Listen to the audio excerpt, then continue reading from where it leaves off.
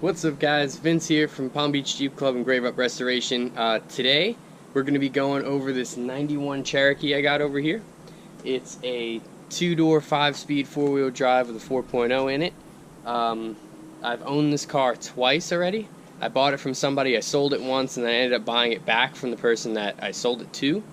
So over that course of that whole time, nothing's really been done to it.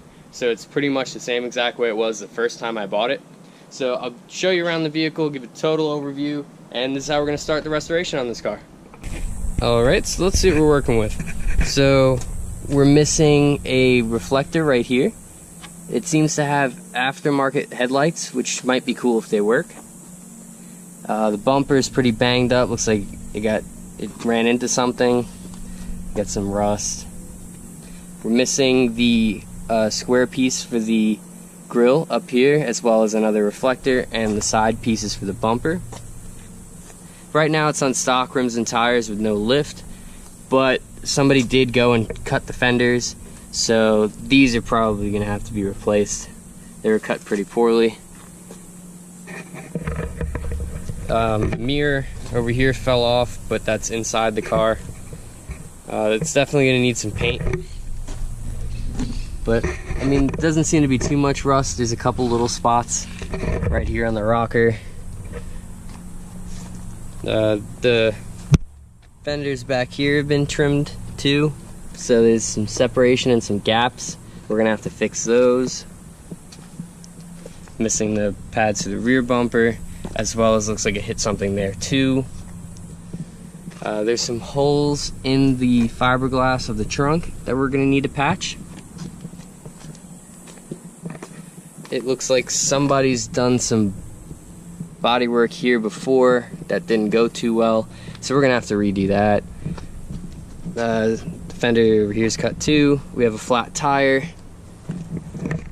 some small rust spots along the roof, and one bigger one that we're definitely gonna have to address. And then this fender is hacked up as well, so we're gonna have to replace this one as well. Going inside the Jeep, we're missing the door speakers. We have a camo wrapped dash, which is pretty interesting. The seats and everything need to be cleaned. We have the mirror here, the part for the 4-wheel drive, the plastic for the cluster, the radio, and some bolts, which seem to be for, that's probably for a hitch receiver. And then the dash.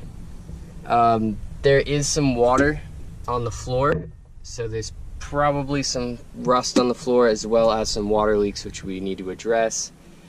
The inside, the headliner is intact, so that's good, and the visors are going to need to be replaced or reupholstered. The handle here is falling off.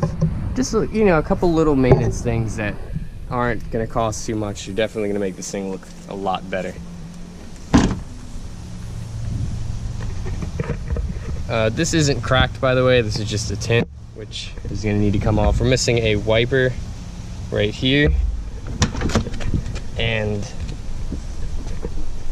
we're going to need the trunk latches, or the trunk supports, sorry, for this, because they definitely don't do their job. This is off right here, but there's most of the parts that we were missing inside. The shifter boot, the console, the trunk lid, a couple trim pieces. So overall it's a pretty complete, ooh, there's a tree frog. Overall it's a pretty complete Jeep. Just gonna need a couple little things to get it back on the road, and I hope you guys will stay updated with this project. I'll be posting videos as often as I do something. I don't really post, you know, on a schedule. I just post when I do. So I'm gonna be rebuilding this Jeep. I'm not sure how far into restoration I'll get on this, because I'm not sure if I'm gonna keep it or I'm gonna sell it.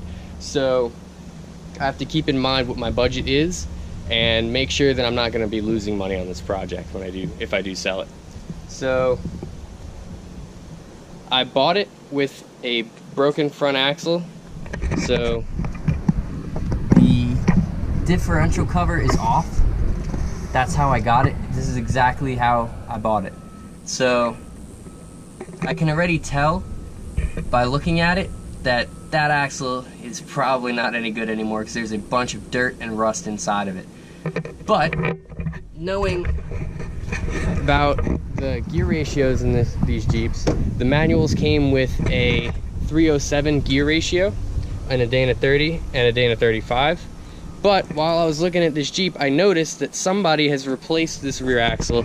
So instead of having a Dana 35, I now have a Chrysler 825, which apparently is better.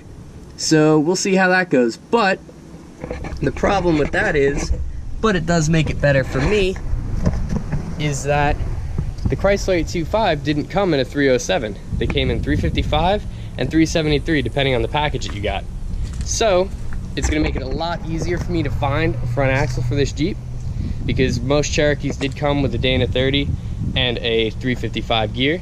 So I'm gonna need to take that cover off and see what I'm working with in the rear. But that's probably where I'm gonna start. That way I could drive this thing and make sure, you know, it runs and drives okay. But right now I can't really drive it because of the front end, and I don't want to cause any more problems than I already have. Yeah, so we're gonna probably start there, do a little maintenance, probably a little paint and body, some basic replacement parts, you know, fenders. So as I do this, I'm gonna be putting a bunch of how-tos videos up, so you guys can learn exactly what I'm doing as I go through the process here. That way you can do it on your own Jeeps. So thank you guys for watching. Be sure to like and subscribe, and I'll see you guys soon.